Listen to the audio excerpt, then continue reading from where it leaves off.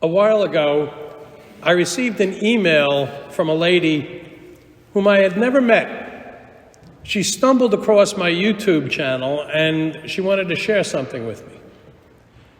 She told me that she was born and raised a Catholic and was educated by Dominicans. By the way, me too. But she had left the faith when she was young, and she ended up joining the United Church of Christ. And then feeling called to do something more, she entered the seminary and was ordained a minister, and eventually served as a pastor. And she retired a few years ago. My life, she wrote, has offered some very interesting and at times challenging experiences. At 72, she said, I have arrived at the point which begs for spiritual re-examination and exploration. And then she went on to describe how excited she was about Pope Francis, a man that she called a shining example of leadership and love, providing much needed light for my life. And for reasons that she couldn't even explain, she felt herself kind of drawn back to the faith that had formed her, and which had played such an important role in her life. You don't get emails like that every day, especially from people you don't know. So I wrote her back and I told her I'd be praying for her on her journey, wherever that may lead. And I wasn't sure that I would ever hear back from her again. But several weeks after that exchange, I did. And she wrote to tell me that she had gone to Mass on that Ash Wednesday. And the desire to reconnect with her faith was growing, and that she had made an appointment to talk with a parish priest. And after decades away from the Catholic Church, she wanted to come home.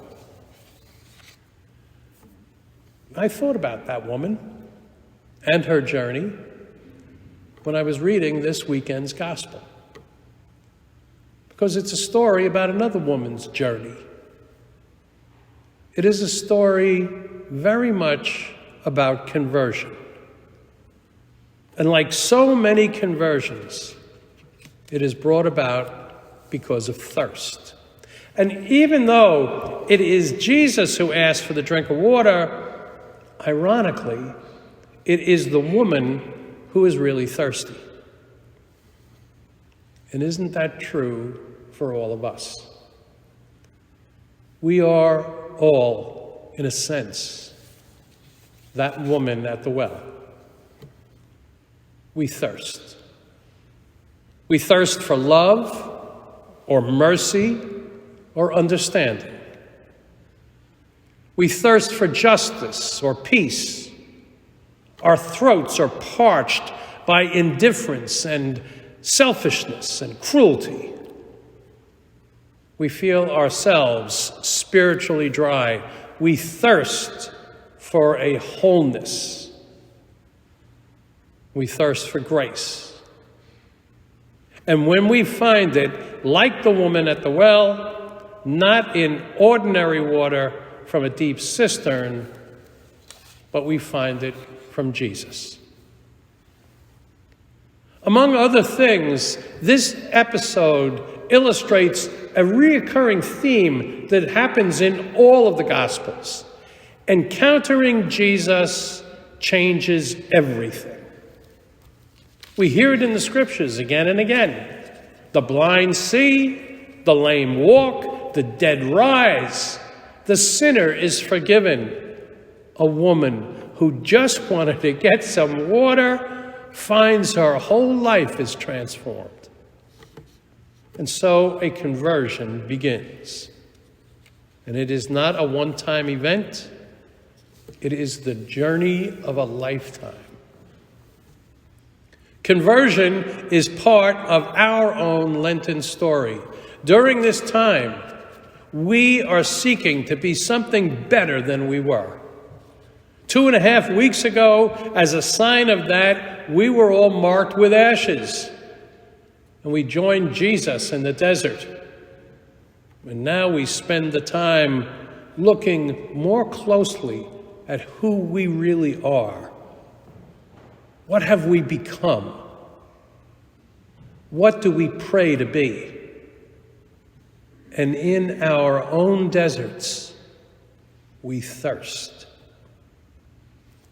But this gospel tells us that whatever we are thirsting for, whatever is lacking in our lives, Jesus will provide. He offers us living water. This gospel reading, I think, has so many layers. Like the well, it goes real deep. But there's one detail that I find especially striking, because it tells us this incident is not just about some random meeting with a Samaritan woman on some hot noonday. It is so much more than that. This incident is really all about resurrection. It foreshadows Easter. It is an encounter with hope. Easter morning, you recall, Mary Magdalene meets Jesus outside the empty tomb, and then she runs to tell others what she's seen. And here, in this gospel, another woman encounters Christ by the well and also runs to tell others what she has seen. You see, the good news can never be contained. The woman bears witness, and then others do likewise. And then nothing stays the same. An encounter with Christ, an encounter with grace, changes everything. And Lent is all about seeking that encounter, desiring that change. We want to alter the direction of our lives. We thirst for that. And very often, it means that we want to come home. And so last month, I wrote to that minister to see how the meeting went with that priest. And she wrote back, "I cannot begin to tell you how extraordinary it was." She met with the priest after a Sunday Mass. And for the first time in decades, she received the sacrament of reconciliation. He heard her confession. And she told me she hopes to receive the Eucharist. "I did not go to bed until late Sunday night," she wrote. "I was too wound up. I have been on the move ever since." And I imagine that woman at the well felt exactly the same way. So please keep this woman minister in your prayers, and pray too for all who are making their way to the church, especially for our own candidates, Ethan and Maxine and Melissa, as they prepare for this Easter. And please remember that we are all here because we thirst. We are all here because we are each on our own journey of conversion. Because that's the journey of Lent. That is the journey of these 40 days. But it is also the journey of a lifetime. And may that journey draw us all closer to Christ, because an encounter with the Christ changes everything.